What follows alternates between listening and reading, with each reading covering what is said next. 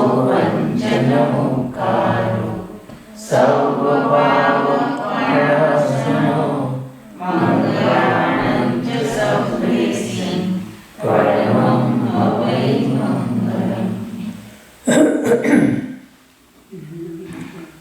ઓંકારં બિંદુ સંયુક્તં નિત્યં જાયન્તિ યોગિનઃ પાવદં મોક્ષદં ચૈવ ઓંકારાય નમો નમઃ. મોક્ષમાર્ગસ્ય નેતારં વેતારં કર્મબોધુદાં જ્ઞાતારં વિશ્વતત્ત્વાનાં વંદે તદ્ગુણલબ્ધે. અજ્ઞાનતિમિરાન્ધાનાં જ્ઞાનાഞ്જનશલાકયા ચક્ષુરોન્મીલિतं येन તસ્મૈ શ્રી ગુરવે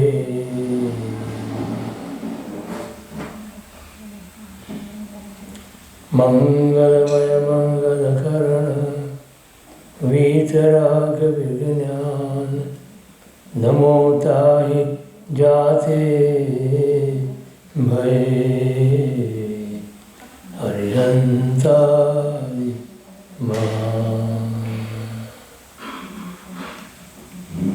આદિમં પૃથ્વીનાથ માદિમં નિષ્પરિગ્રહં આદિમં તીર્થનાથં ચ વૃષભસ્વામિનમઃ. કમઠે જનનેન્દ્રે ચ શોચિतं કર્મ કુર્વતિ પ્રભુસ્તુલ્ય મનોવૃત્તિ પાર્શ્વનાથ શ્રેષ્ઠ. શ્રીમતે વીરનાથાય સનાથાય અદ્ભુત શ્રિયા મહાનંદ સરોરાજ મરાલાય રથે નમઃ. કૃતાપરાધેપી જને કૃપામંતરતારયો ઈષત્બાષ્પાર્દ્રયોર્ભદ્રં શ્રીવીરજૈનનેત્રયો. નમો દુર્વારરાગાદિ વૈરીવાર નિવારિણે અર્હતે યોગિનાથાય મહાવીરાય તાયિને. પન્નગે ચ સુરેન્દ્રે ચ કૌશિકે પાદસંસૃશે નિર્વિશેષ મનસ્કાય શ્રીવીરસ્વામિને નમઃ. સર્વારિષ્ટપ્રણાશાય સર્વાભીષ્ટાસદાયિને સર્વલબ્ધિનિધાનાય શ્રી ગૌતમ સ્વામિને.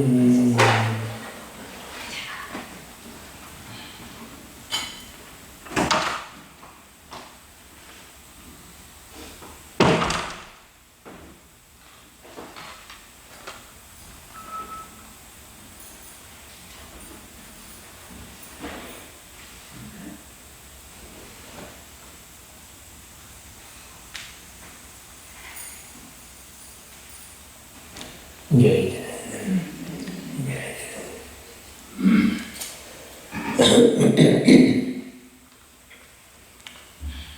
પર્યુષણ મહાપર્વના 5મા દિવસે પૂજ્ય પુણ્યાશ્રી ભગવંતનો ગ્રંથ જે છે આત્મોત્થાનુભાવ, એમાં મધ્યસ્થ ભાવના આપણે લગભગ વિચારી લીધી.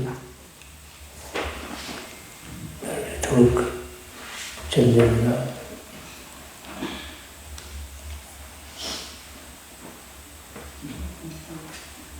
કાલે ડિસિપ્લિન, ડિવોશન, ડેડિકેશન એવા 4 Ds એ થોડુંક હજુ વિસ્તાર.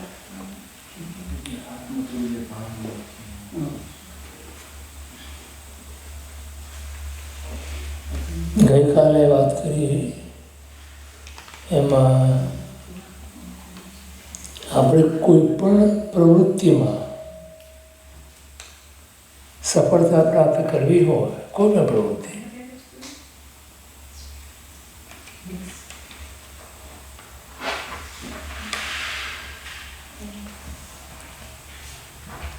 તે ભલે સાંસારિક હોય કે આધ્યાત્મિક હોય, આ ચાર વસ્તુની જરૂર હોય છે. અને એ આપણા પોતાના અનુભવથી પણ આપણે જાણીએ છીએ. પહેલું છે ડિસિપ્લિન, શિસ્ત. જે નક્કી કર્યું છે એ જે ક્રમથી નક્કી કર્યું છે એ ક્રમ સાચવવો જોઈએ. અને એ ક્રમની પ્રાપ્તિ માટે એનું જે પરિણામ આવવાનું છે એ પરિણામ એ ક્રમ સર જ આવવાનું છે. તો એ ક્રમ માટે તમારી શિસ્તબદ્ધ તમે જાઓ. જેમ એક સૈનિક હોય એ કેટલો શિસ્તબદ્ધ છે, કેમ કે એને સફળતા જોઈએ છે. ત્યાં શું છે કે ત્યાં જો એ ગફલતમાં રહે તો એનું જાન જોખમમાં છે. અહીંયા આપણને કે સંસારની કોઈ પ્રવૃત્તિની અંદર એવું દેખાતું નથી કે મને આ નુકસાન આવું થઈ શકે. જ્યાં આપણને આ નુકસાન થઈ શકે એવું જોઈએ છે ત્યારે આપોઆપ આપણામાં શિસ્ત આવી જાય છે. તમે ઓફિસે જતા હોય કામે અને તમને ખબર છે કે જો તમને ટાડીનું બિરુદ મળી ગયું તો તમારો જોબની ઝડપડાય છે. એટલે ત્યાં તમે શું કરો, 9 વાગ્યાનો ટાઈમ હોય તો 8:45 વાગે તમે ઓફિસ પહોંચી જાઓ છો. સતત તમે જો 9 ને બદલે 9:05, 9:10, 9:15 મિનિટે પહોંચો તો થોડા વખતમાં તમારે ત્યાં જવાનું બંધ થઈ જાય. એટલે ત્યાં આપણે શિસ્ત જાળવીએ છીએ. કેમ કે એનો ગેરલાભ આપણને જણાય છે. તો એવી શિસ્ત એવી ડિસિપ્લિન અધ્યાત્મના ક્ષેત્રમાં નથી આવતી. મુખ્ય કારણ આપણું એ છે કે આપણને સ્વરૂપની પ્રાપ્તિમાં રસ નથી, નંબર 1. બીજું, સ્વરૂપની પ્રાપ્તિથી થતા લાભની ખબર નથી. અને ત્રીજું, હું સ્વરૂપની પ્રાપ્તિ નહીં કરી શકું તો શું થશે એની કલ્પના નથી. એટલે આ કારણોસર આપણે એ તરફ થોડાક બેદરકાર છીએ. જ્યાં તમને એ લાભ દેખાય ત્યાં તમે અવશ્ય આપોઆપ ડિસિપ્લિન તમારી આવી જાય. હમણાં આપણે રસ્તામાં વાત કરતા પૂજા, પ્રતિક્રમણ, સામાયિક, ભક્તિ, સ્વાધ્યાય, તપ વગેરે, સ્નાતક પૂજા કરીએ છીએ આપણે. આ બધી એક ક્રિયા બની ગઈ છે. સ્વાધ્યાય પણ ક્રિયા છે, ધ્યાન પણ ક્રિયા છે. તો કેમ ક્રિયા બની ગઈ છે? કેમ કે એનાથી થતા લાભ પ્રત્યે આપણને જાણકારી નથી અથવા આપણે માનતા નથી. We don't even know, number 1. And number 1, even if you know, we don't accept it. કે આ મને આનો લાભ થશે. અચ્છા, દાન દો છે ને ત્યારે તમને કહેવામાં આવ્યું છે કે તમે અહીંયા આટલું દાન દો ને તેના કરતાં 100 ગણું 1000 ગણું તમને મળશે.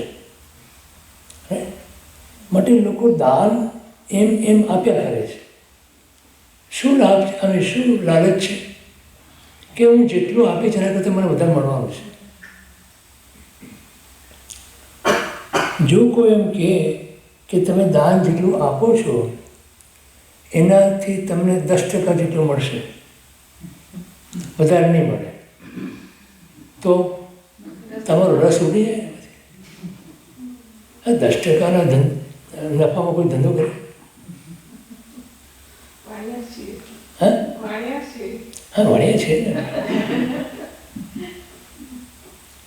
એટલે આપણને દાનનો મહિમા બતાવતા એમ કહેવામાં આવ્યું કે તમે અહીંયા આપો, તમને મળશે વધારે.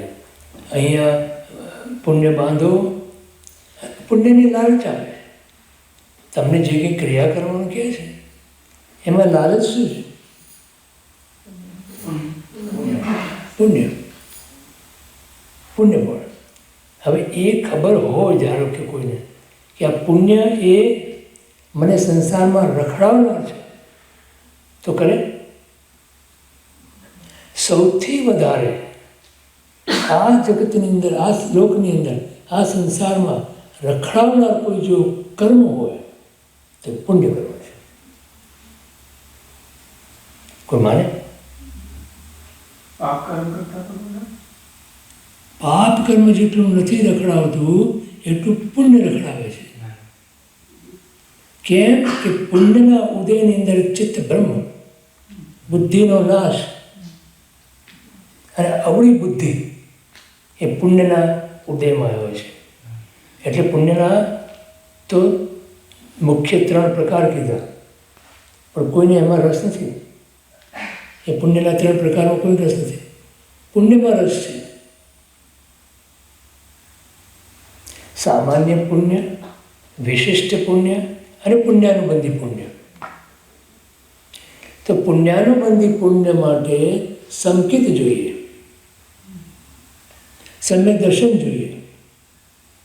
સમ્યક દર્શન વગર પુણ્યાનુબંધી પુણ્ય શક્ય નથી. આ વાત કોણ કહે છે? હવે કેવો મને સાંભળી છે? સાંભળી છે?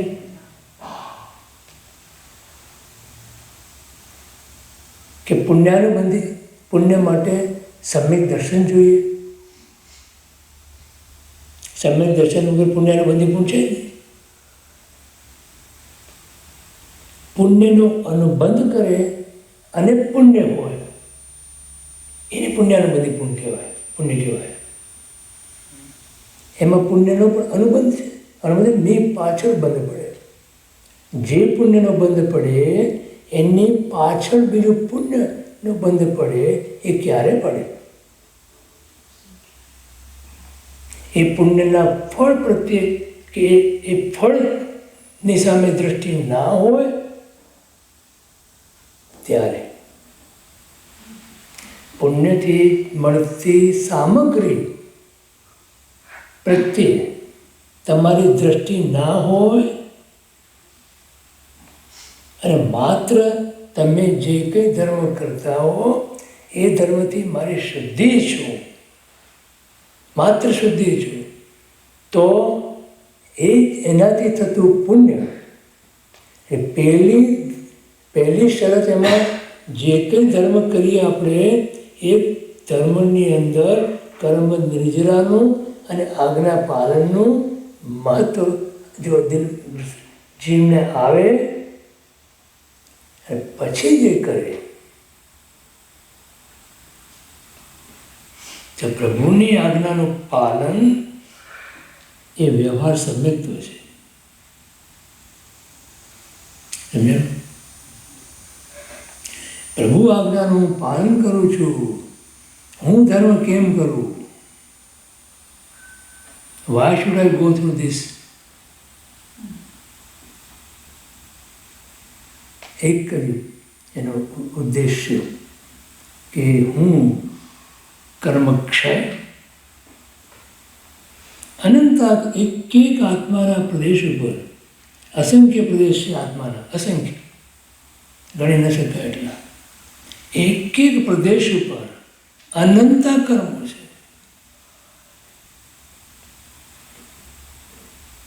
હવે એ કર્મો જ્યાં સુધી તમારા નાશ ન પામે ત્યાં સુધી મોક્ષ અસંભવિત છે.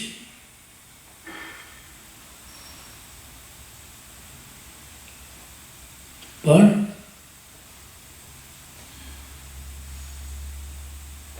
એ કર્મોને નાશ કરવા માટે અંતર્મુખ જોઈએ. Less than 48 minutes. કેવળ સમુદ્ર કરો હાજી, કેવળ સમુદ્ર કરો જોઈએ. ના ના ના ના કેવી સમુદ્ર ક્યાં આવી વાત આજે પહેલાંની વાત છે આજે પહેલાં ગુણસારની વાત છે કેવી સમુદ્ર તો 13મા ગુણસાર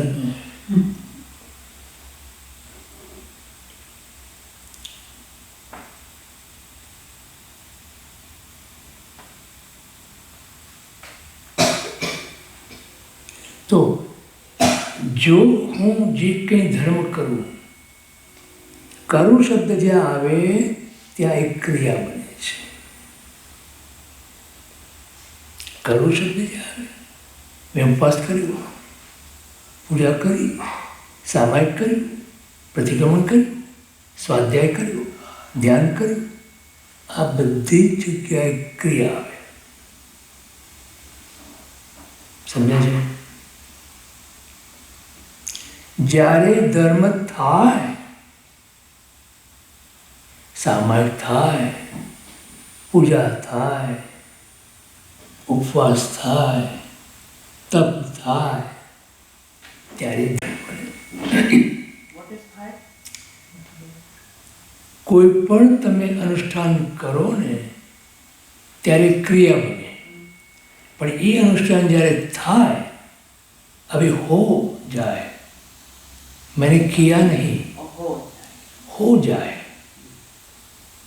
आपकी दृष्टि करने में नहीं है होने कहाँ है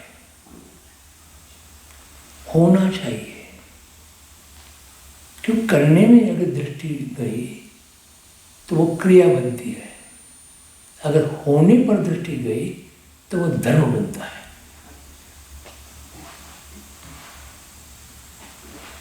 પ્રભુની આજ્ઞાનું પાલન આપણી બધી જ ધર્મની પ્રવૃત્તિની અંદર થવું જોઈએ હું પ્રભુની આજ્ઞાનું પાલન કરું એમ નહીં પણ મારી બધી જ ધર્મની પ્રવૃત્તિની અંદર પ્રભુની આજ્ઞાનું પાલન થવું જોઈએ But we are so used to doing. We are so used to doing. Because you are used to doing in sansar, that's why you are also doing the same thing with the same mental attitude, dharma. થવું જોઈએ અને કરું છું તો થવું જોઈએ means ભાવ થવું જોઈએ નહીં કરવું જોઈએ હું કરતો જ નથી તમે કરી શકો જ નહીં થાય છે કર્મ તમે કરી શકો જ નહીં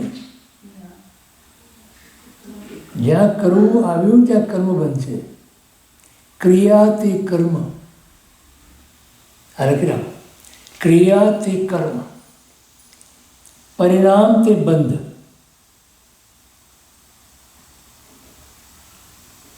परिणाम मतलब जो भाव होता है जैसे जैसे भाव जितना भाव करते हो आप वो भाव से बंद होता है कर्म का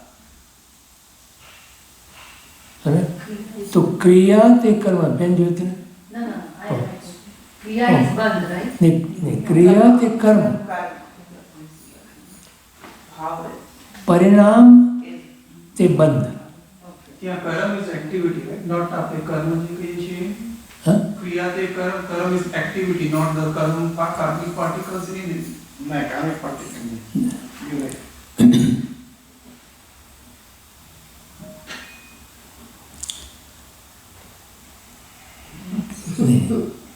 જે કર્મ એટલે શું કે તે વખતે કર્મ જે તમે જે ક્રિયા કરો ને એટલે ઓબ્વિયસલી એની સાથે તો ભાવ તો હોય છે કોઈ પણ પ્રકારનો અને એ જ વખતે તમને કર્મના પૂતગલોને આકર્ષો છો તમે એ તમારો આશરો છે અને એ ભાવ પ્રમાણે બંધ છે જો તમે કરો ને જે કંઈ એ ભાવ વગર કોઈ વસ્તુ થતી નથી તો કરવાનું અને ભાવ એ બંને સાથે જ હોય પણ આમાં તો જુદા નહીં એ સમજાવવા માટે છે કે આમાં શું છે જો ભાવ વગરની ક્રિયા કરી તમે તો કર્મ બને છે કર્મના પાર્ટિકલ્સ તો આવે છે પણ બંધ ક્યારે થાય તો કે એમાં જે ભાવ તમારો છે એ ભાવથી એમાં બંધ પડે છે એટલે કે પરિણામ તે બંધ પરિણામ એટલે ભાવ સમજાણો ભાઈ?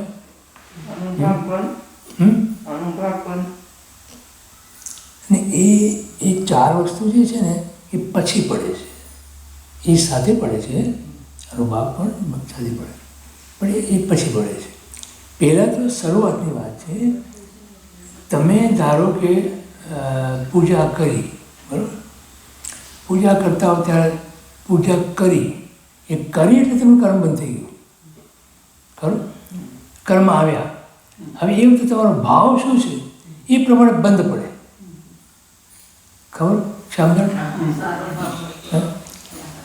ચાલો હું તમને બહુ દાખલો આપું એનો, તમે જરા વધારે समझा सकते पूजा का पूजा करने का है, हैं? पूजा करने का है, पूजा का भाव है, पूजा करने का भाव है, पूजा की पूजा हो गया कर्म बंद हुआ, तो उससे क्या होता है? पूजा का भाव आया, लेकिन पूजा का भाव आने से क्या भाव से आपने पूजा की, कौन सा भाव है? समझ गए? पूजा कर जो वो एग्जाम्पल हम लोग दिए, एक माणस છે, એક વ્યક્તિ ભગવાનની આપણે બેસી અને ખૂબ ભાવથી ખૂબ ભાવથી ભક્તિ કરે છે, પૂજા કરે છે, આંખમાંથી આંસુ આવે છે એવો ભાવથી. પણ તમે જુઓ તો શું લાગે કે કેટલા ભાવથી ભક્તિ કરે છે, પણ એના મનની અંદર એક ચાલી રહ્યું છે તંત્ર કે આ પૂજા કરીને જે મને પુણ્ય થશે એનાથી મારી શક્તિ વધો અને એ શક્તિથી હું મારા દુશ્મનને મારનાર થાઉં.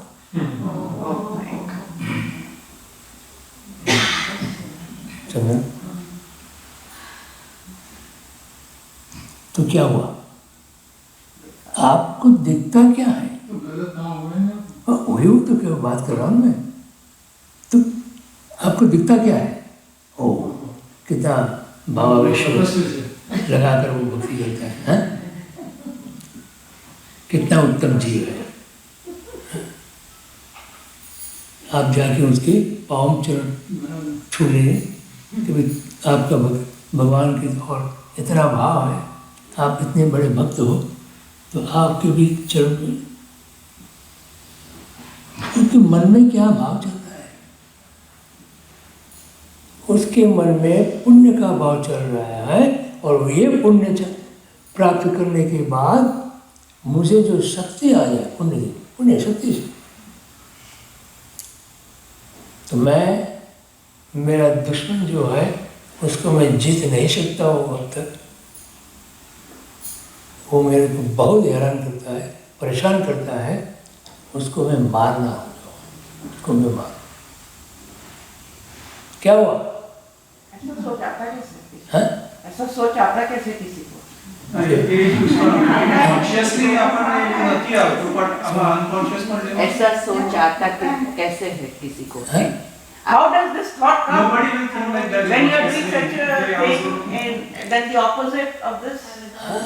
तो वही तो बात है ना, हम लोग करते तो है ना, सब कुछ करते हैं, धर्म करते हैं, लेकिन अंदर क्या चलता है अपनों को? मेरे को पुण्य चाहिए, पुण्य चाहिए, पुण्य चाहिए, पुण्य से ही मिलता है, पुण्य से ही मिलता है.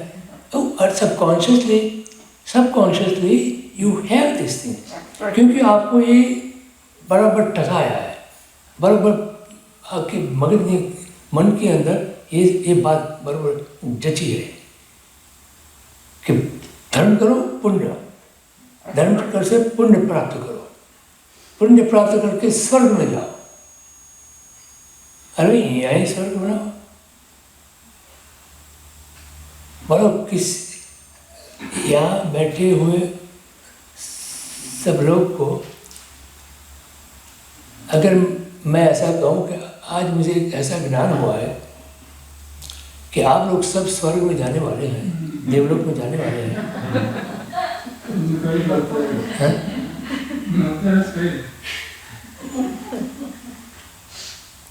तो क्या सोचेंगे आप? चलो आपके पीछे हैं, देखा?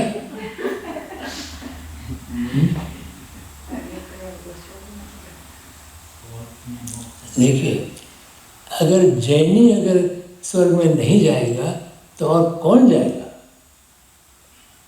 मुझे कोई ज्ञान की जरूरत नहीं है। It's a simple equation.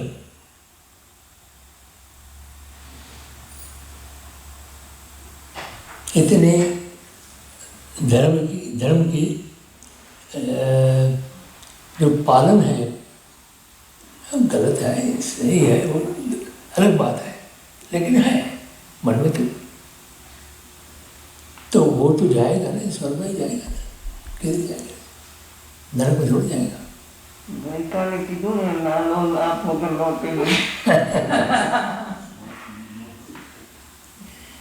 समझ में आया? तो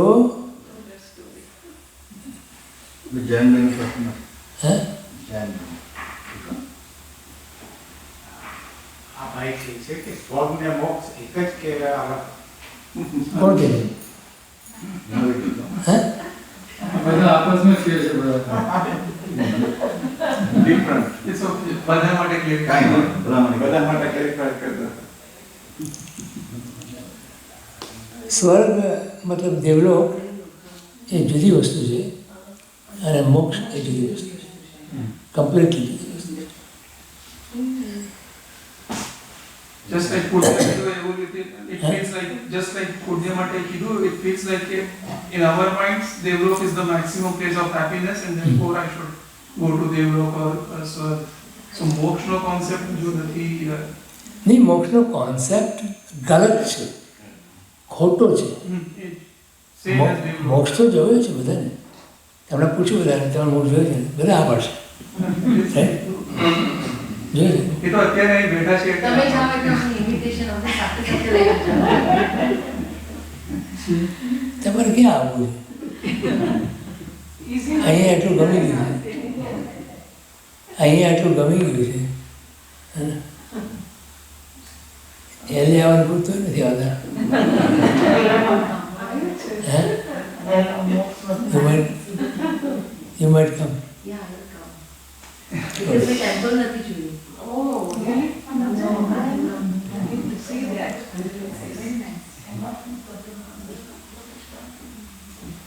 તો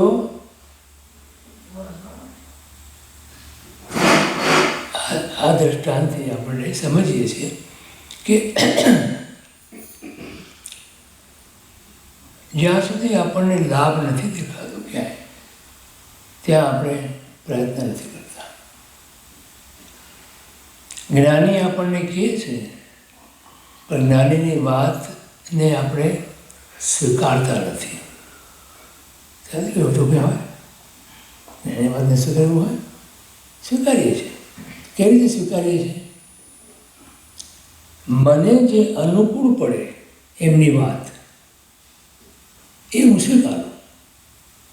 જે વાત મને અનુકૂળ ના પડે, મારી લાઈફસ્ટાઈલની અંદર એમની વાત જો દખલ કરતી હોય કે કંઈક ન બરાબર બંધ બેસતી હોય તો મને એ સ્વીકાર્ય નથી. બરાબર? સમજાણું ભાઈ?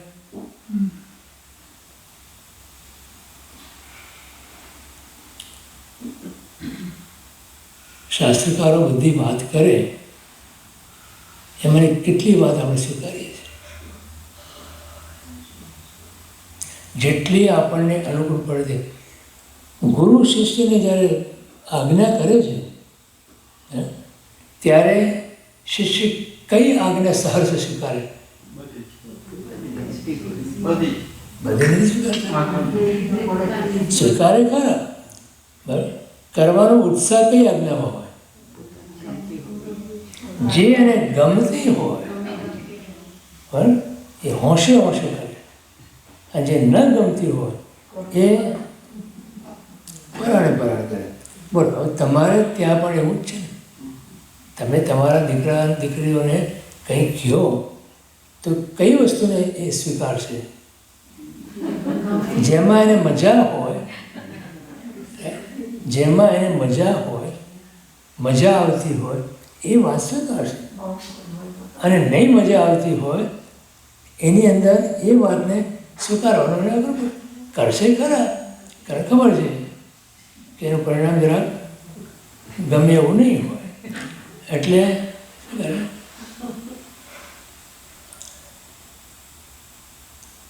તો ડિસિપ્લિન એ ક્યારે આવે?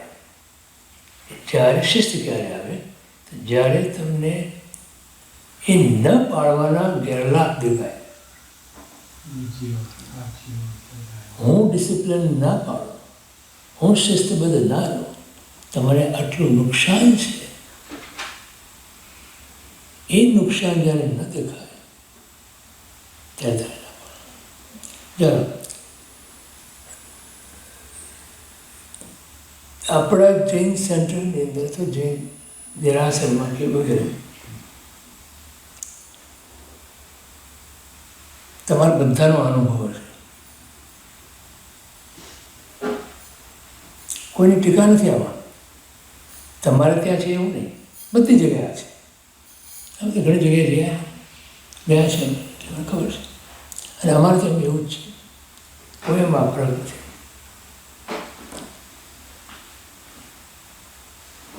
બોલો,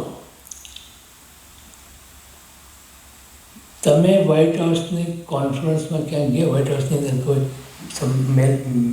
સંમેલન કે કંઈ બી હોય અને તમે ગયા હો તો તમારે મૌન રાખવાનું હોય ને, તો તમે રાખો કે નહીં? આપણા દેરાસરોની અંદર બોલો કેટલી શિસ્ત છે, કેટલી ડિસિપ્લિન છે.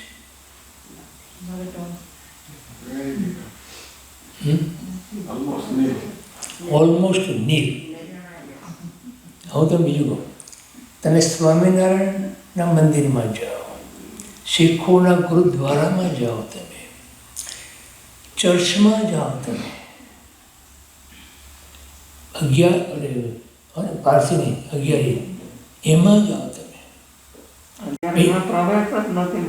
ના, તો That's it. Yeah. Pin drop silence હોય છે. અને ઓન ટાઈમ પહોંચે બધા, હા, ઓન ટાઈમ, કોઈ લેટ ના હોય પાછા. અચ્છા. અમારે ત્યાં અમે એમ લખ્યું છે ત્યાં અમારી આરસ છે ને, એ ભગવાનનું દેરાસર ને, એમાં જ્યાં જે આરસ છે એની બહાર જે છે જગ્યા બધી, ત્યાં તમે વાતો કરી શકો કે કંઈ બી કરવું હોય તો. પણ જ્યાં આરસ છે એ મંદિર છે, દેરાસર છે, એમાં લખ્યું છે ત્યાં કે જ્યાં આરસ છે ત્યાં please observe silence. I've seen that board, and I remember seeing that board. Yeah. બરાબર. અચ્છા, પછી અમારે ત્યાં એક બેનને અમે મૂક્યા હતા કે જ્યારે અમારા રવિવારના ક્લાસમાં 1000 માણસ આવતું હોય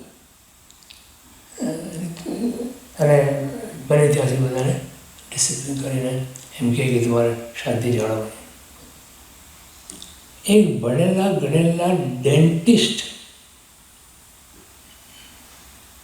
પ્રોફેશનલ કહેવાય ને, એમ કે શાંતિ તો સ્મશાનમાં હોય. Oh my God.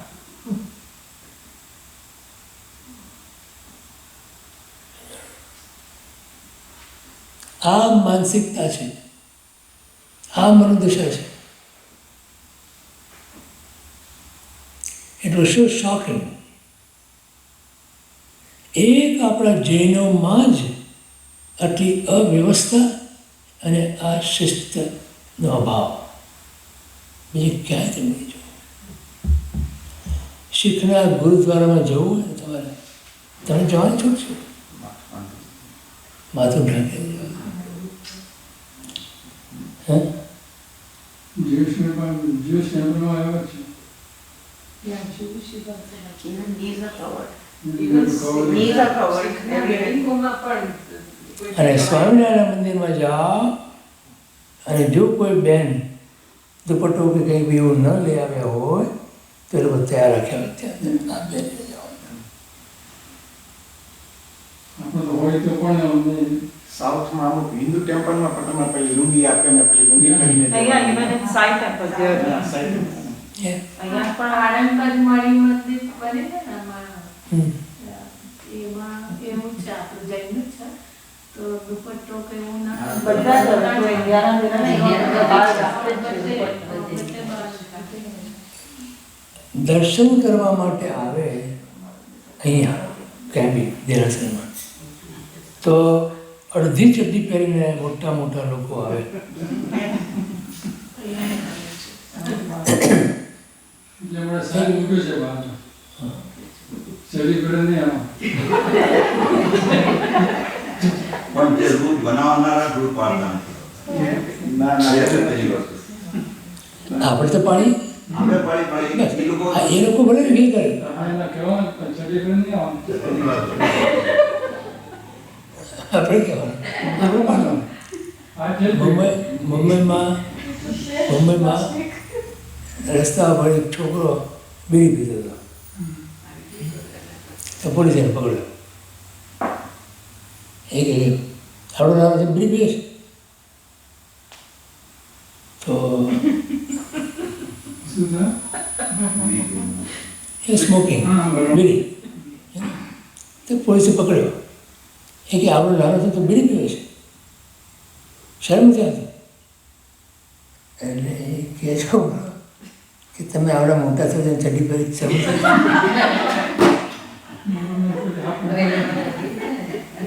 મુંબઈના પોલીસો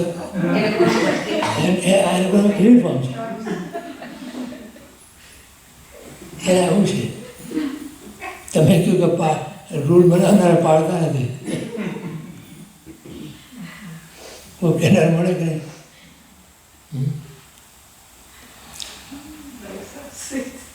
હા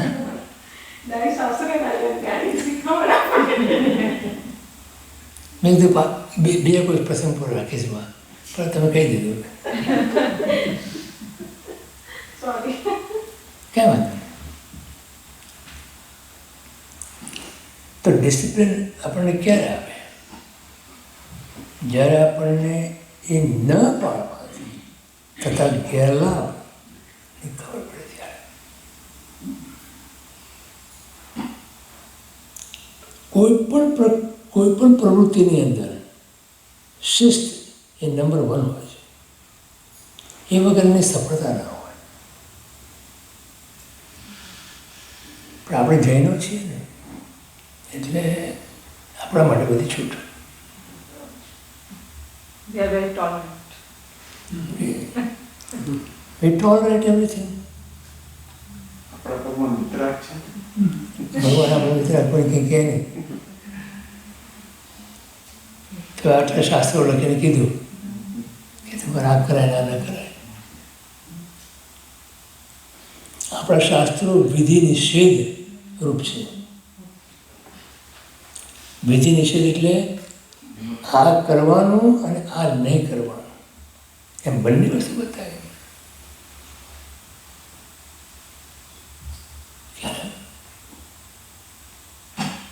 બીજો મુદ્દો ડિસિપ્લિન પછી ડેડિકેશન.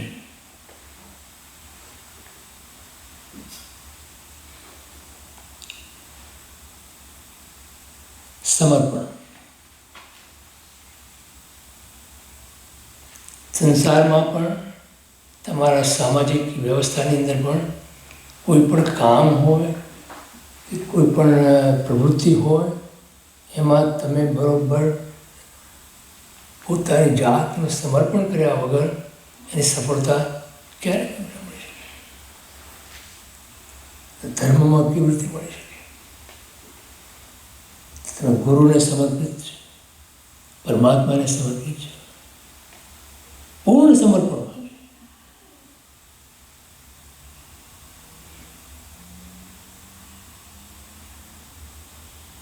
એ દ્રષ્ટા મેં આપ્યું હતું પહેલાં તમને અહીંયા પણ તમને યાદ હોય તો. આ લોકો બહુ યાદ રાખે.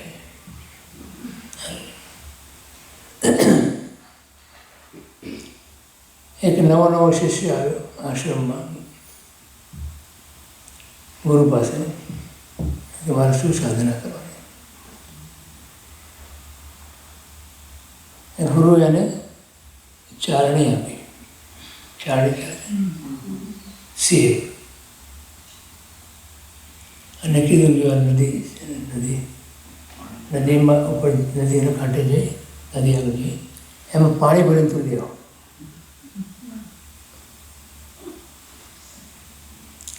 તમે શું કહો? તમને ગુરુ આવું આજ્ઞા કરે તો આજે ગુરુ ચાર દીધી. ગુરુ ઠેકાણું નથી લાગતું. ગુરુદેવ એમ કરો, કાલે હું આજ્ઞા માટે આવીશ, આજે મને લાગે તમને બરોબર છે નહીં. ઓલો શિષ્ય નવો શિષ્ય હજી તો હમણાં જ આવે, પહેલો દિવસ હતો, પણ શિષ્યની લાયકાત જુઓ. એક ક્ષણનો પણ વિચાર કર્યા વગર એ ચારણી લઈ અને દોડ્યો નદી કિનારે. પાણી ભરવા ટ્રાય કરે છે, પાણી ટકતું નથી. એમાં ફરી પ્રયત્ન કરે છે, પાણી ટકતું નથી. આંખમાંથી પછી આંસુની ધાર થાય છે કે એક મને ગુરુદેવ આજ્ઞા કરી, એ આજ્ઞાનું પાલન હું નથી કરી શકતો. મારું સમર્પણ ક્યાં? થોડો વખત થયો, તેના ખભે કોઈ હાથ મૂક્યો. ગુરુ હતા. ચાલ, પણ ગુરુદેવ તમારી આજ્ઞાનું પાલન નથી મને થઈ ગયું.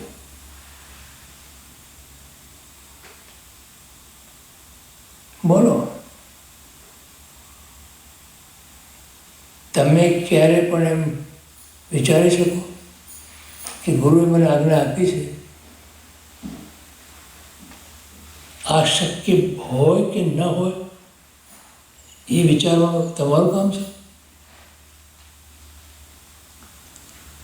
એક ભાઈ ત્યાં અમદાવાદમાં હજી છે, ડૉક્ટર છે.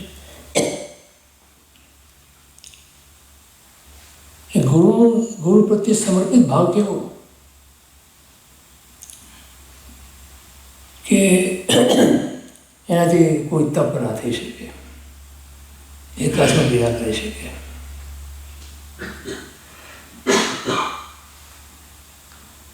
ગુરુને કહે છે કે ગુરુદેવ, મારાથી કોઈ તપ થઈ શકતું નથી, તમે મને આજ્ઞા કરો, બીજું શું ધર્મ કરી શકું? ધર્મ કરો જ મારો, શું કરી શકું? ગુરુ કે હું તને 28 નમસ્કાર આપું છું. જેણે એક એકાસનું નથી કર્યું, જેણે એક બ્યાસનું નથી કર્યું, એને ગુરુ ત્યાં કહે છે કે હું તને 28 નમસ્કાર આપું છું. તહતી કર્યું, એણે તહતી કર્યું કે મારે ક્યાં કરવું છે? ગુરુ છે, ગુરુ કરવાના. પછકાર લીધા, ઉપવાસ કર્યો પહેલા દિવસે, બહુ અકળામણ થઈ, કોઈ દિવસ કર્યું નહોતું. ગુરુ પાસે આવે છે પાછો કે ગુરુદેવ, મારી સ્થિતિ બહુ કફોડી થઈ છે.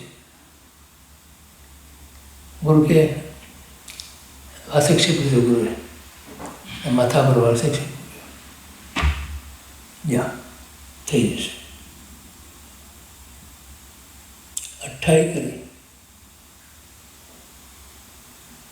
પછી વર્ષિતપ ચાલુ કર્યો અને સળંગ વર્ષિતપ કરે છે. અત્યારે એક પણ વર્ષિતપ કર્યા પછી પારણું નથી કરતા, ચાલુ રાખે છે. ડૉક્ટર છે, પોતે પ્રેક્ટિસ બી કરે છે, બધું કામકાજ બી કરે છે અને વર્ષિતપ ચાલે છે. આ ગુરુ પ્રત્યેના સમર્પણનો આ ડેડિકેશન છે. આપણને એમ લાગે કે હું કરું છું, તમે જ્યાં સુધી એમ માને કે હું કરું છું ત્યાં સુધી તમે કરી જ ના શકો. ચાલો, તમે તપ કર્યું હોય,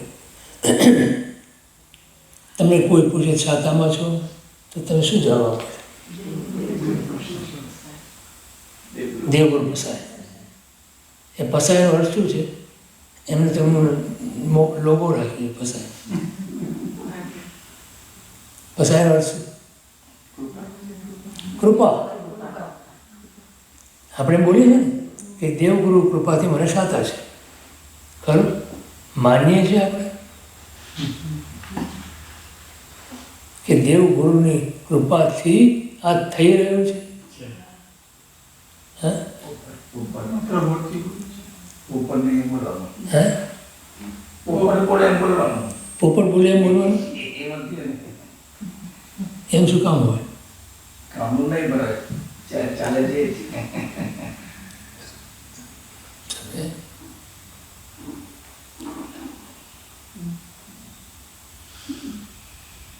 આપણે સ્વર્ગની ને મોક્ષની વાત કરી ને, તો પરમાત્માના દર્શનથી તમને નિશ્ચિત સ્વરૂપે સ્વર્ગ મળે, એ ખબર છે ને? પરમાત્માના દર્શનથી નિશ્ચિત સ્વરૂપે સ્વર્ગ મળે. એ દર્શન કેવા હોય?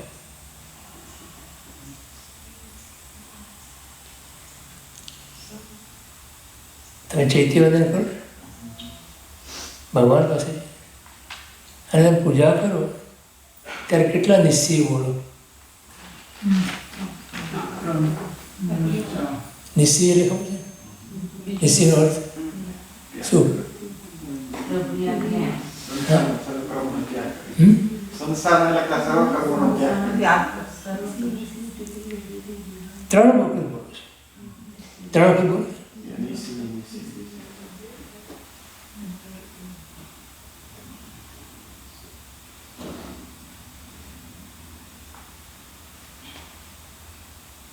અને પછી જ્યારે તમે પૂજા કરી અને બહાર આવો ત્યારે બી નિશ્ચય બોલો છો. ત્યારે બહાર આવે છે પછી નિશ્ચય બોલો. આ પૂજાનું જે ફળ છે એ પણ અત્યારે હું ત્યાગ કરું છું. શું એનો અર્થ શું થયો? પૂજાનું ફળ તો પુણ્ય છે, તે પુણ્યનું ફળ પણ નથી જોઈતું. આપની આજ્ઞાના પાલન સ્વરૂપે જે આપની મેં પૂજા કરી એ મારા માટે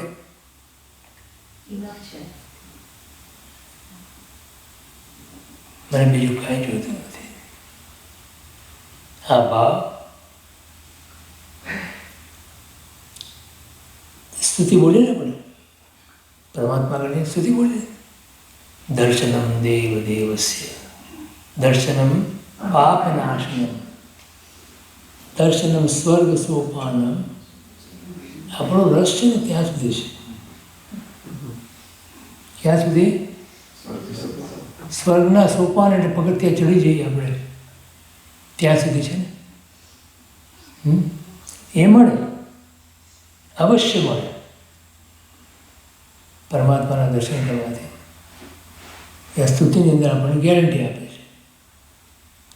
પણ ચોથું પદ જે છે એ ખબર છે?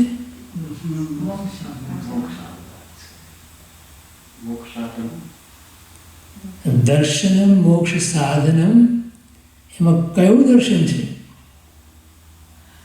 પરમાત્મા દર્શનથી સ્વર્ગ તો લઈ લીધું તમે, પછી હવે કયું દર્શન કરો તમે? હા, શું? આત્મદર્શન. સ્વરૂપ દર્શન. પ્રભુ તમે જેવા છો તેવો જ હું છું એવું આપ કહો છો મને. પ્રભુ કહે છે કે તું મારા જેવો છે, તું ભગવાન આત્મા છે.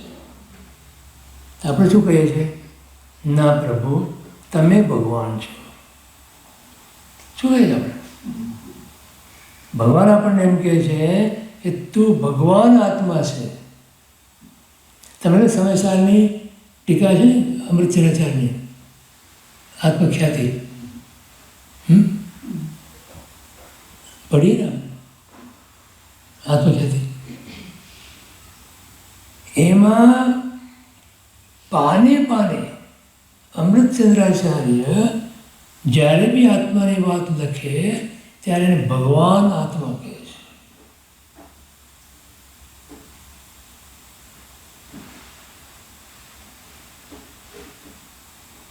તો પ્રભુના દર્શન કર્યા પછી તમારા સ્વરૂપના દર્શનથી મોક્ષ. સમજાય છે વાત? તો હું પ્રભુના દર્શન કરવા એ માટે જાઉં કે મને મારા સ્વરૂપના દર્શન થાય. દેવચંદ્રજી મહારાજ સાહેબનું 9મા ભગવાનનું સ્તવન છે. આબુમાં ખોલ્યું હતું એમણે 2008માં.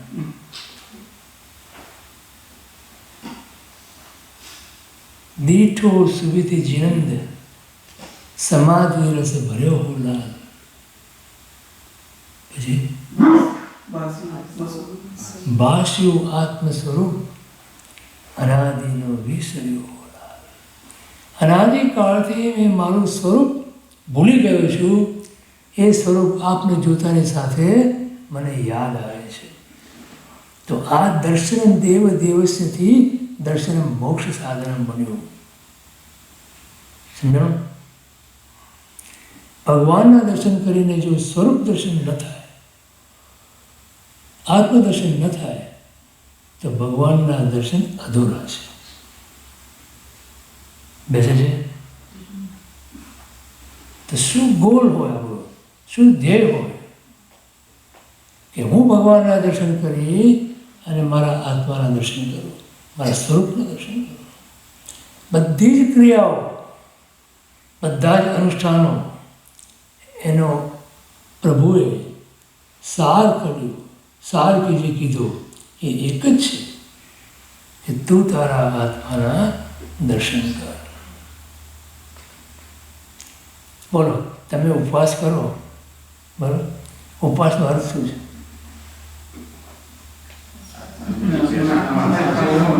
ઉપવાસ. ઉપ એટલે નજીક, વાસ એટલે વસવું. ક્યારે તમે વસી શકો? તો કે વિષય, કષાય અને આહારનો ત્યાગ કરો તમે, એ ઉપવાસ છે. માત્ર આહાર ત્યાગથી ઉપવાસ નથી. શું કીધું? વિષય એટલે 5 ઇન્દ્રિયોના વિષયો. કષાય 4 મુખ્ય કષાય અને 16 નો કષાય. હા, 9 નો કષાય. મિશન નકળો. હા, 9 નો કષાય નામ તો યાદ છે ને? ખબર છે મને? બોલો, કે ખબર છે? 4 કષાયનું નામ તો ખબર છે ને? ગોકી નાખી છે ને, બરોબર. ક્રોધ, માન, માયા, લોભ. 9 નો કષાય હાસ્ય, રતિ, અરતિ, ભય, શોક, જુગુપ્સા, 3 વેદ. તો આ 4 ને આ 9 નો કષાય અને 9 નો કષાય અને 4 કષાય કેટલા થયા? 13. અને ઊંધી માન્યતા એટલે મિથ્યાત્વ કેટલા થયા? 14. આખું મોહને કર્મ. આ 14 કેટલું સહેલું છે? અઘરું છે?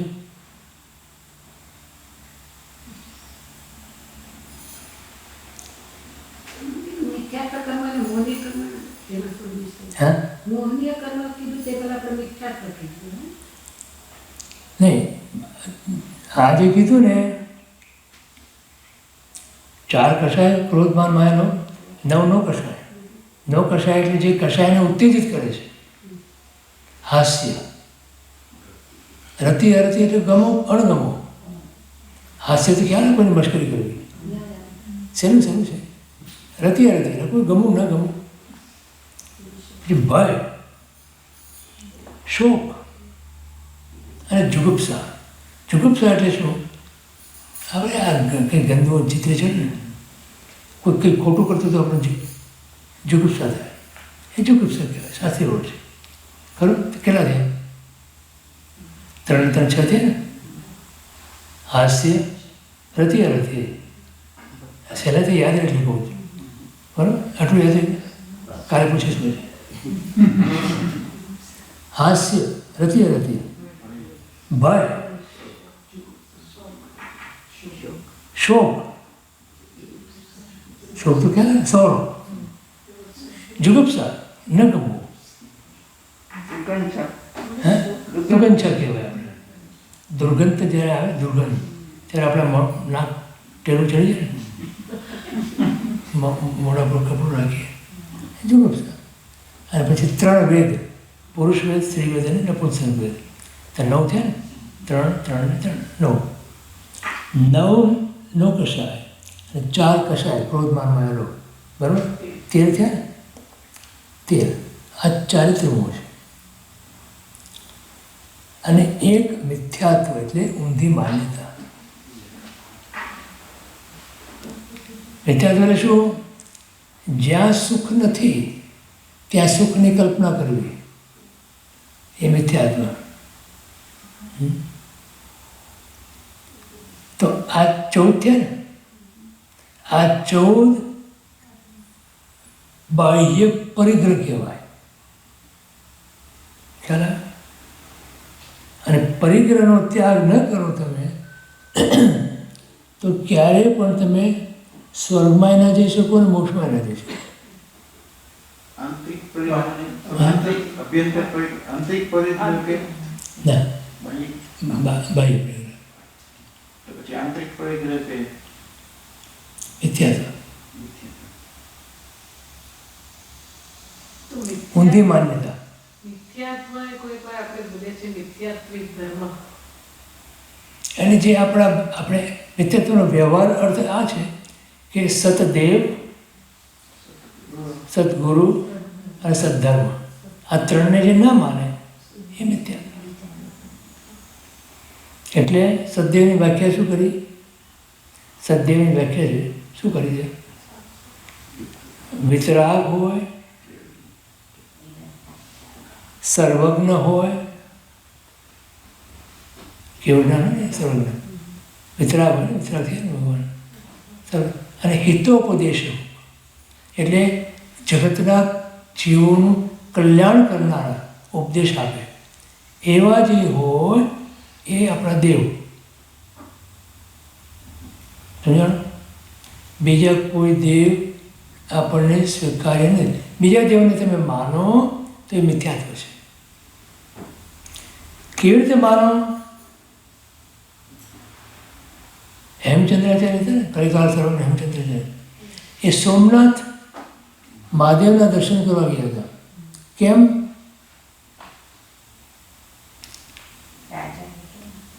રાજાના હુકમથી, બરાબર? તો ત્યાં જઈને એમને મહાદેવની ભક્તિ કરી, સ્તુતિ કરી, રાધાના ભક્તિ સ્તુતિ કરી, ખરું? મહાદેવની સ્તુતિ કરી અને 32 અષ્ટકો લખ્યા એમને. એને મહાદેવ 32 કહેવાય છે. સમજાય હું કહું છું?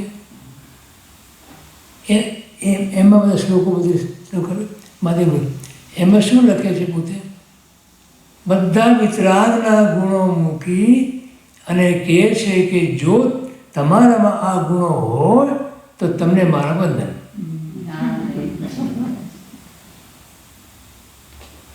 સમજાણો ભાઈ? સમજાણો ભાઈ? શું કીધું? તમે જાઓ કૃષ્ણના મંદિરમાં કે રામના મંદિરમાં અને તમે દર્શન કરો તો અત્યારે જે રામ અને કૃષ્ણનું સ્વરૂપ બતાવ્યું છે તમે એને વંદન નથી કરતા, પણ રામ તો ભગવાન થઈ મોક્ષે ગયા.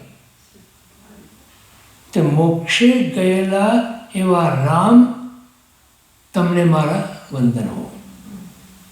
પછી કૃષ્ણના મંદિરમાં જાઓ તમે તો શું કહેવાનું કે આવતી 24મીમાં તમે 8મા તીર્થંકર થવાના છો.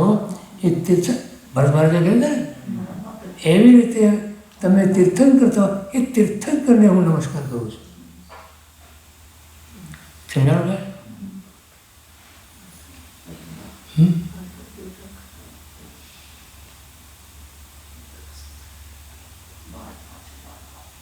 અને શિવજીના તમે મંદિરમાં જાઓ તો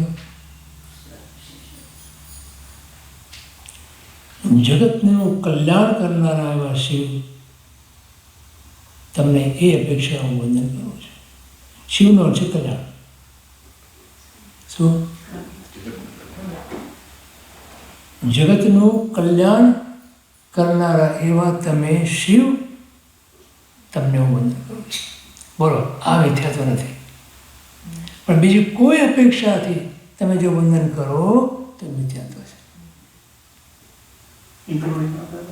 including આપણા ભગવાન. અચ્છા, એવું આવું એમ કેમ લીધે? હવે આ તો જાણે બીજા દેવોની વાત થઈ. તમે જિનેશ્વર ભગવંતને તમારી પૌદ્ગલિક કે સંસારની કોઈ પણ ઈચ્છા સાથે જો વંદન કરો તમે, કે પૂજા કરો કે ભક્તિ કરો, તો મિથ્યાત્વ છે. સમજાણું ભાઈ? સિદ્ધચક્રનું પૂજન કરીને તમે જો સંસારની કોઈ પણ માગણી કરી, સિદ્ધચક્રનું પૂજન કરીએ એટલે આપણને શું યાદ આવે? બોલો, સિદ્ધચક્ર છે ને, એનું પૂજન કરતા, પૂજન કરાવે છે ને, પૂજન કરવાવાળા. હે, તમે થતું હશે? બોલાવે છે ને? Not very often.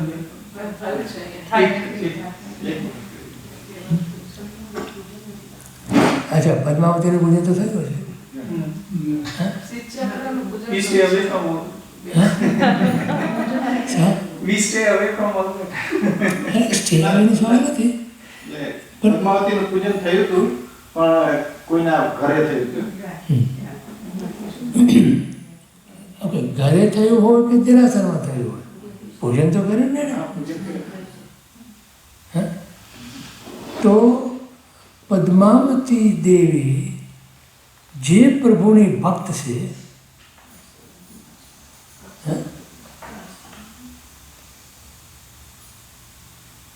એને તમે હાથ જોડી અને માન આપો.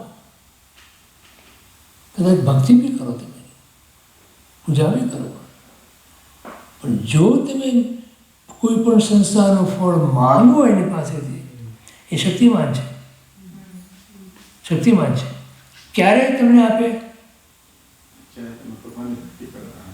સંસારની સુવિધાઓ જે તમે માગો, પદ્માવતી પાસે માંગો કે પાસ્ટર ભગવાન પાસે માંગો, એ ક્યારે મળે તમને?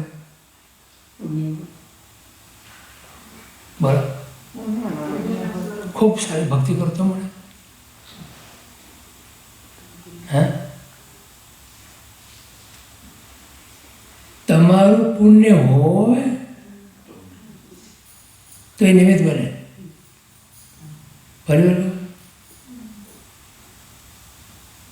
કરવાથી નવો પુણ્ય તો હે, કરવાથી નવો પુણ્ય આવશે ને. Instant. આ લોકોને ભરમાવાની વાત ન કરતો. તમારું પુણ્ય હોય તો એ નિમિત્ત બને, કેમ કે તમે એ રીતે પુણ્યને જગાવો છો, તમારા પુણ્યને જગાવો છો. જો પુણ્ય ના હોય અને જાગે પણ નહીં તો તમને કોઈ લાભ ન થાય. એવા તમે અસંખ્ય પૂજન કરો. આપણે શું જોઈએ? શેપાળ રાજાને, શેપાળે જ્યારે સિદ્ધચક્રનું પૂજન કર્યું ત્યારે આટલી બધી રાણીઓ મળી, આટલું બધું ધન પ્રાપ્ત કર્યું એને. અરે એના પુણ્યના પ્રતાપે મળ્યું છે. પૂજન કરવાથી નથી મળ્યું ભાઈ. પણ શિવપાળ રાસની અંદર જે વસ્તુ આપણે નથી લેતા, જે ભૂલી જઈએ છીએ, એ આ છે શિવપાળનું સમ્યક્ત્વ.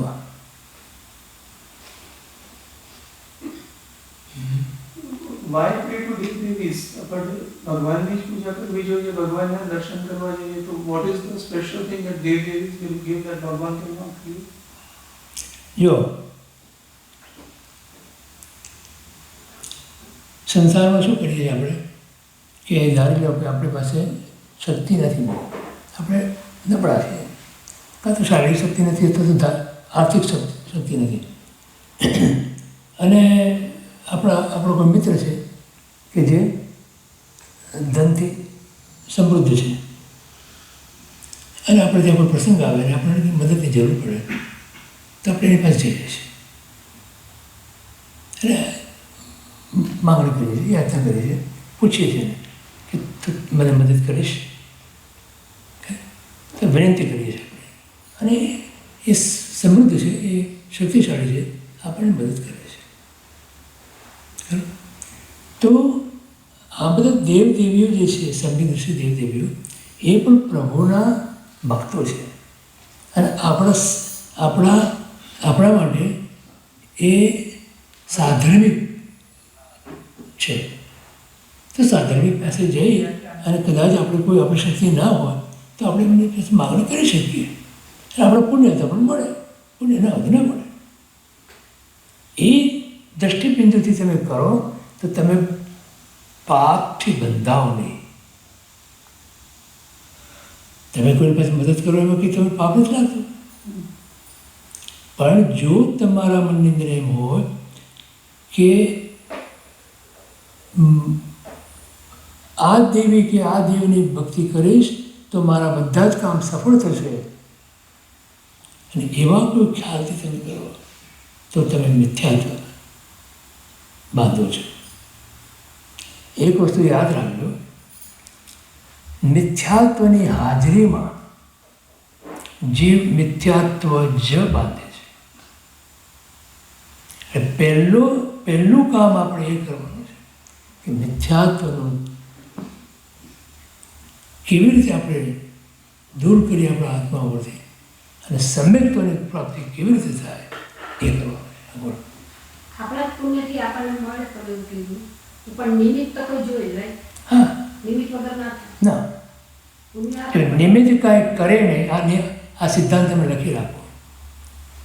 નિમિત્ત કાંઈ કરે નહીં અને નિમિત્ત વગર કંઈ થાય નહીં. તો મેં શરૂઆતમાં તમે જે કીધું હતું કરવાનું અને થવાનું એ આવી ગયું. નિમિત્ત કાંઈ કરે નહીં પણ નિમિત્ત વગર કંઈ થાય નહીં. સાયન્સની ભાષામાં કેટાલિસ્ટ કહેવાય. એને કેટલિસ્ટ કહેવાય વિજ્ઞાનની ભાષામાં.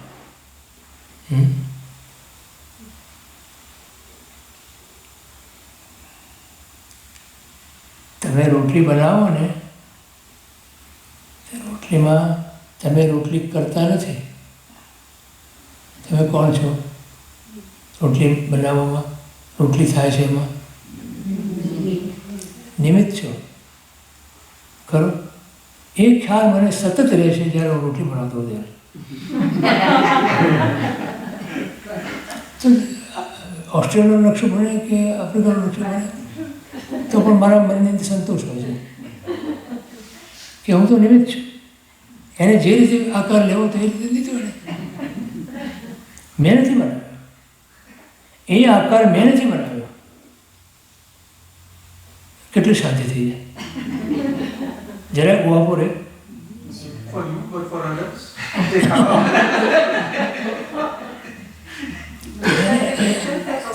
આદેશ માટે અને નસીબ આપણે શું કરીશું? આપણે શું કરીશું? ગિરીશભાઈ સાહેબને પૂછવું પડે તો પછી તમારે શું રોટલીઓ અલગ અલગ સાઈઝની ખાવી હોય.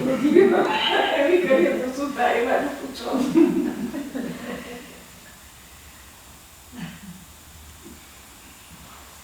આપણે કોઠી ધોઈને કાદવ કાઢવાની શું જરૂર છે?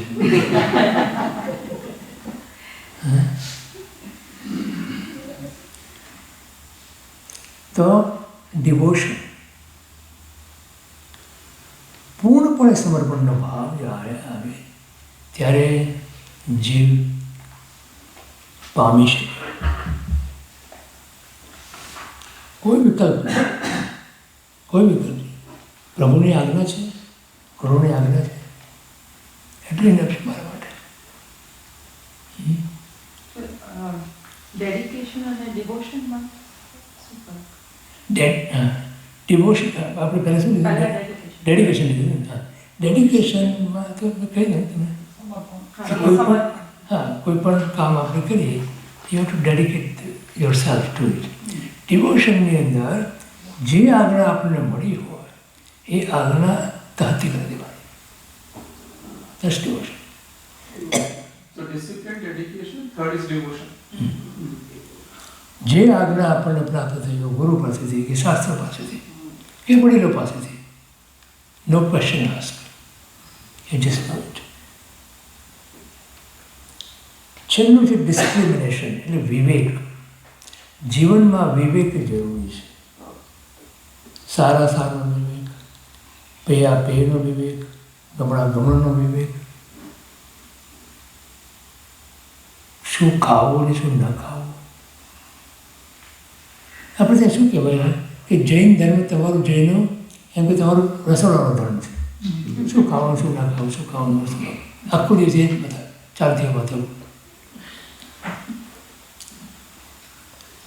હું એક જ પ્રશ્ન કરું એમાં કે બહુ સિમ્પલ છે આ, કે તમે જે વસ્તુ પરમાત્માને ચડાવી શકો, ભગવાનને ચડાવી શકો,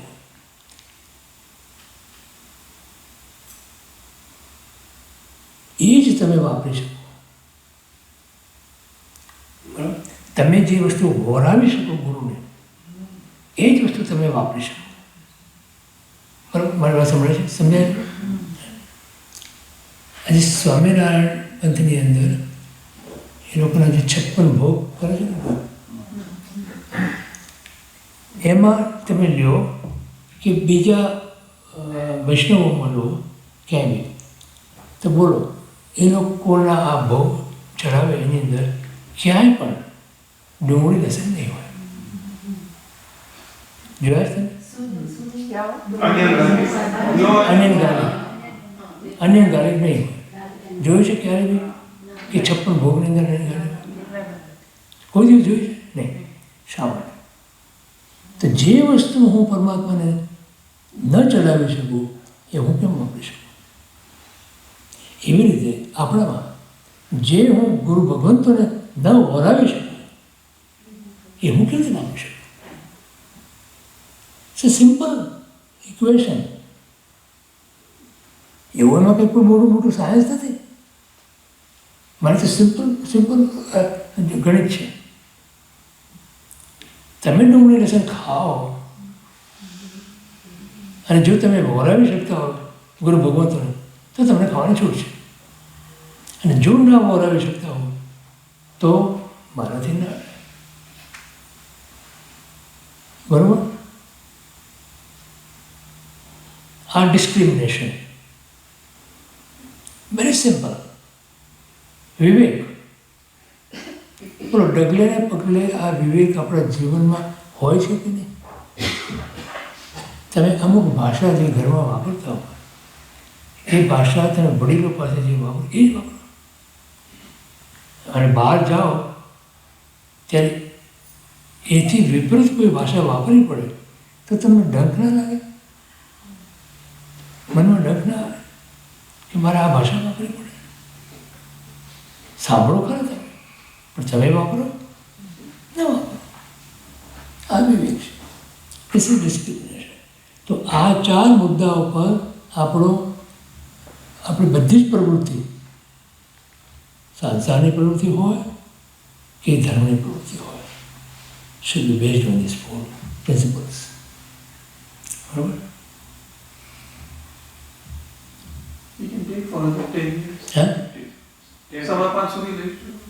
હા, આ પૂરું કરવું પડશે. હા. કારણ પછી સવારે Right, exactly. જો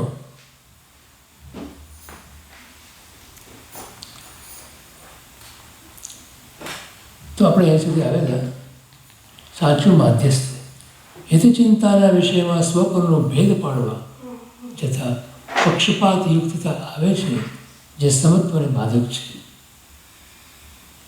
જ્યારે જ્યારે તમે આ હું, આ મારું, આ તું અને આ તારું એમ જ્યારે કરીએ આપણે, ત્યારે આપણે સમત્વ ટકાવી નથી શકતા, આપણે સંભાવ ટકાવી શકતા નથી.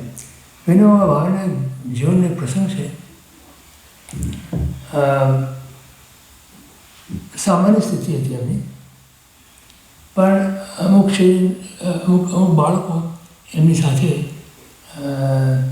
એમને ત્યાં રહેતા, ભણવા માટે આવેલા. વિનોબા ભાવે નાના હતા ત્યારે. તો જ્યારે જમવા બેસાડે 3-4 બાળકો હતા અને વિનોબાભાઈ સાથે બેઠા. એની મા ગરમ રોટલી પહેલાં બીજા બાળકોને આપે અને પછી છેલ્લી વિનોબાને આપે. વિનોબાના મનની અંદર ખટકો રહ્યા કે માં તું ડિસ્ક્રિમિનેટ કરે છે મને. શબ્દ નતો, બીજો શબ્દ મરાઠી આવતું નથી. એને કહે કે વિનાયક વિનયા, જે દિવસે મને તારામાં અને આ બાળકોમાં ભેદ નહીં જણાય તે દિવસે પહેલી રોટલી તને મળશે. સમજાણું ભાઈ? સમજાણું? અત્યારે મને તું વધારે વાલો છે અને આ એટલા વાલા તારા જેટલા નથી, એટલે હું તને પહેલી રોટલી ના આપી શકું. ગરમ સમજાણું? એમને એટલા વાલા કરવા માટે પહેલા નહીં, કે મારા હૃદયની અંદર જ્યારે એમના પ્રત્યે પણ એટલો જ પ્રેમ ભાવ ઉભરાશે તે દિવસે તને પહેલી રોટલી મળશે. ગરમ કઈ સમજણ પડી? હા, તો જો અહીં કહે છે હિત ચિંતાના વિષયમાં સ્વપરનો ભેદ પાડવા દેતા સમત્વ ગુમાવી છે. સંભાવના છે. આ સંભાવને કેળવવા માટે એમણે આ કર્યું કે હું ભેદ નહીં કરું. મને જ્યાં સુધી ભેદ છે મારા તારામાં, ત્યાં સુધી મારામાં સંભાવના આવી છે. રાગદ્વેષ રહિતતા અથવા પક્ષપાત રહિતતા એ માધ્યસ્થનું સાચું લક્ષણ છે. હું મધ્યસ્થ ભાવમાં કેવી રીતે ગણું મારી જાતનું? તો કે જો મારામાં કોઈના પ્રત્યે રાગ કે કોઈના પ્રત્યે દ્વેષનો ભાવ ન હોય, કોઈ પક્ષપાત ન હોય કે આ મારો ના પારકો, તો તે દિવસે મારો મધ્યસ્થ ભાવ મુખરિત થયો કહેવાય. એવું માધ્યસ્થ હિત ચિંતાના વિષયમાં સ્વપરનો ભેદ મટાડી દેશે અને તેના પ્રભાવે જ પ્રભુએ ઉપદેશેલો સામાયિક ધર્મ સાચા અર્થમાં આત્મામાં પરિણામ પામે છે. બોલો, હું સામાયિક કરવા બેસું અને જો મારામાં સંભાવ પ્રગટ ના થાય તો મારું એ સામાયિક ધર્મ નથી બનતું, માત્ર ક્રિયા બને છે. ખ્યાલ આવે ભાઈ? સમજણ ભાઈ? હું સામાયિક કરીને ઊભો થઉં અને એ સંભાવ મારો જેટલું વધારે ટકે એટલા પ્રમાણમાં મારું સામાયિક મળ્યું કહેવાય. સામાયિક થયું કહેવાય. સામાયિક ધર્મ બન્યું કહેવાય. નહીં તો સામાયિક ક્રિયા થઈ, માત્ર ક્રિયા. તો ક્રિયાથી માત્ર પુણ્ય બનશે. સાંભળો બરોબર? ક્રિયાથી માત્ર શું ક્રિયા છે માટે? ક્રિયાથી માત્ર પુણ્ય બનશે, પણ જો એ સામાયિક સંભાવ લાવે તમારામાં અને જો ધર્મ બને તો કર્મનો ક્ષય છે. સમજાણું ભાઈ?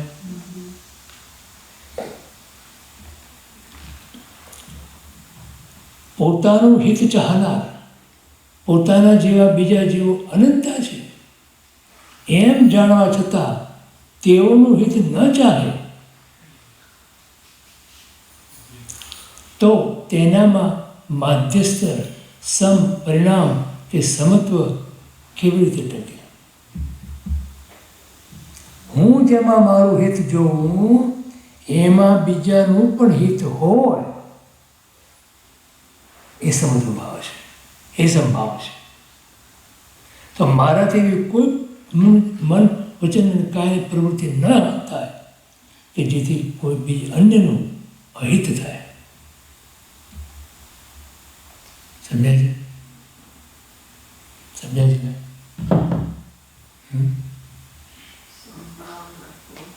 તો બોલો બોલો, તમે પાપ કરી શકો ખરા કોઈ? બોલો. પાપ કરવા માટે અન્ય જોઈએ. સાંભળો, સમજાય છે? બેસે છે? પાપ કરવા માટે અન્ય કોઈ જોઈએ. અન્યનું અહિત કર્યા વગર તમને પાપ નથી બંધાતું. સમજાયું? તો જો તમારે 18 પાપ સ્થાનની પ્રણતિમાં જવું તો અન્યનું અહિત છે.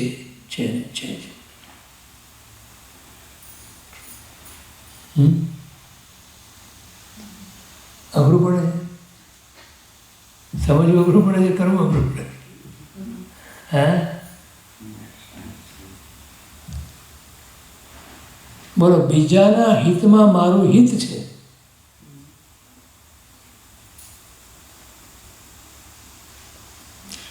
બોટમાં જતા, બોટમાં અને બોટની અંદર પાણી આવવાનું શરૂ થાય. બોટ ડૂબવા માંડી છે. બરોબર, કેટલાનું અહિત થવાનું?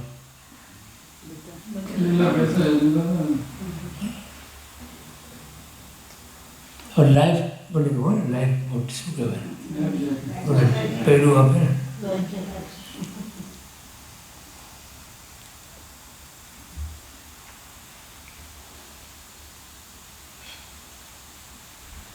તો કેપ્ટન એમ કહે છે કે આપણે આમાંથી થોડું વજન ઘટાડવાનું છે.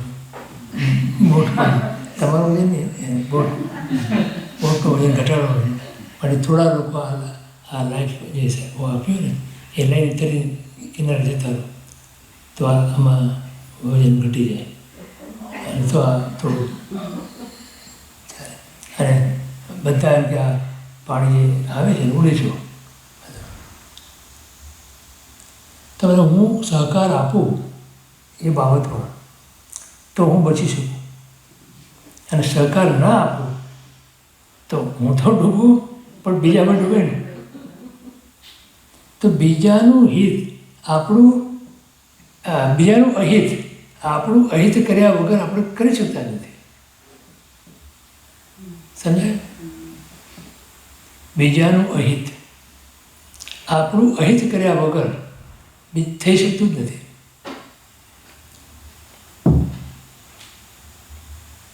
સમત્વનો પરિણામ સ્થિર કરવા માટે હિત ચિંતાના વિષયમાં સ્વપરના ભેદનો છેદ ઉડવો જરૂરી છે.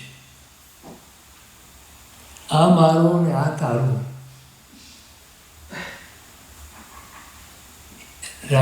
રાખના રમકડા નામનું ગીત છે ને, એમાં આવે છે ને, આ મારું આ તારું કરીને એકબીજાનું નથી આવે. એના મૂળ ક્યાં છે ખબર તમને? આ મનોદશાનું મૂળ ક્યાં છે? આપણે નાના હોઈએ ને, આપણા મા બાપ શું કહે, સ્કૂલમાં ભણવા જઈએ તારે પહેલા નંબર લાવવાનો છે, તારે પહેલો નંબર લાવવાનો છે. તો બાળકના મનની અંદર એવું ઠસી જાય કે મારે પહેલો નંબર લાવવાનો. એનો અર્થ શું થયો કે બીજાને પછાડીને, તો આ પહેલો નંબર તો એક જ હોય ને, પહેલો નંબર 2-3 જણા ના હોય ને. તો કે બીજાને પછાડવાનું ત્યાં સુધી પહેલો નંબર આવે નહીં. આ સંસ્કાર જે આપણને મળે છે મા બાપ તરફથી, એને કારણે આપણે સ્વાર્થી બનીએ છીએ. સમજાયું ભાઈ? હા, પહેલેથી સ્વાર્થ નાખીએ છીએ સંસ્કારમાં. રાખીએ છીએ ને. સ્વાર્થની પરંપરા માટે ચાલે છે. બેસે છે કાંઈ?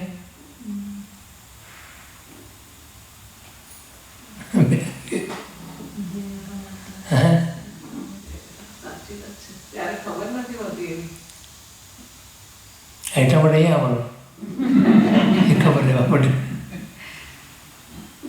હા,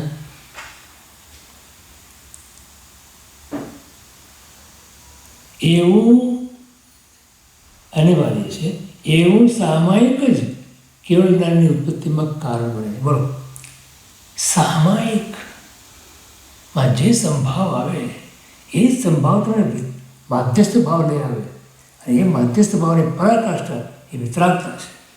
એ જ કેવળ જ્ઞાન મળે. પહેલાં કેવળ જ્ઞાન ના આવે, પહેલાં વિતરાગતા આવે, એના પહેલાં મધ્યસ્થ ભાવ આવે, સંભાવ આવે, પછી એના પરિણામે વિતરાગતા છે. અને વિતરાગતા આવે પછી કેવળ જ્ઞાન છે. બોલો કેમ એમ? ચાલ, મને વિતરાગતા નથી આવી, મધ્યસ્થ ભાવ પણ નથી, હું એક બધામાં એક સરખાપણું નથી જોતો, અને મને કેવળ જ્ઞાન થઈ ગયું. માની યાર, ફોર એક્ઝામ્પલ, તો શું થશે? મને ખબર પડી જાય કે અહીંયા શું વિચારે મારા માટે.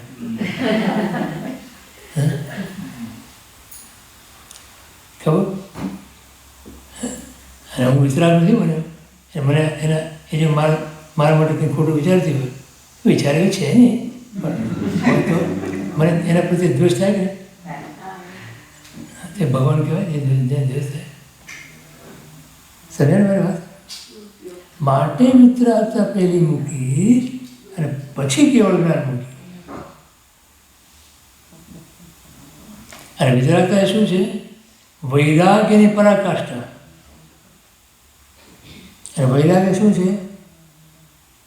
પર પદાર્થ પ્રત્યે તીવ્ર અનાસક્તિ. આસક્તિ અટેચમેન્ટ. સો જ્યારે આપણને આવી તીવ્ર નોન અટેચમેન્ટ, ડિટેચમેન્ટ જ્યારે આવે ત્યારે આપણને વિતરાગતા પોસિબલ છે, વૈરાગ્ય પોસિબલ છે. તો સામાયિક કરીએ ત્યારે શું વિચારવાનું? આ સામાયિકથી મને કેવળ જ્ઞાનની પ્રાપ્તિ, પણ એ પહેલાં મારે આ સામાયિકની અંદર જે સંભાવ કીધો છે એ સંભાવની પરાકાષ્ઠા લઈ અને સામાયિકની પરાકાષ્ઠા લઈને, સંભાવની પરાકાષ્ઠા લઈને, વૈરાગ્યની પરાકાષ્ઠા લઈને વિતરાગ બનવાનું છે. કેવળ જ્ઞાન, કેવળ જ્ઞાન તો પરિણામ છે. કેવળ જ્ઞાનની કોઈ મહેનત ના કરે, કેવળ જ્ઞાનનો કોઈ પુરુષાર્થ નથી. કેવળ જ્ઞાન એ ફળ છે.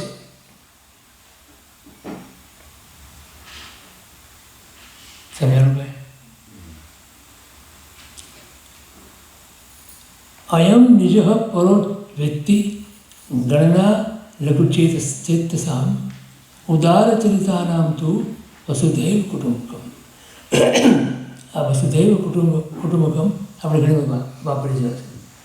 આખું વિશ્વ એ મારું કુટુંબ છે, એ છે. આ શ્લોક પણ ત્યારબાદ રત્નાકરના એક પવિત્ર બિંદુ રૂપ છે. સ્વપરના ભેદ સાથે ભટકાય તેની આંતરચેતના આત્મભાવ અવિકસિત ગણાય તે સ્વાભાવિક છે. સર્વ સહાયક ધર્મનો આરાધક કોને પરાયો ગણે? કોને પરાયા ગણવાના? કોઈ પરાયું નથી, બધા આપણા છે. પરમાત્માને માટે કોણ પરાયું હતું? તો આપણે જે પરમાત્મા બનવું હોય તો આપણા માટે કોણ પરાયું બને? કોઈ નહીં. અને ગણે તો તેનું સામાયિક 100 ટચનું ના બને. આપણે સામાયિક કેવું જોઈએ છે? 100 ટચ સોનાનું. ગમે કે નહીં બધાને 100 ટચનું સોનું? હા, ચાલો, બરાબર. સર્વમંગળમાંગલ્યં સદારામ સર્વધર્માણામ જયતિ સદગુરુ મહાવીર સ્વામી જય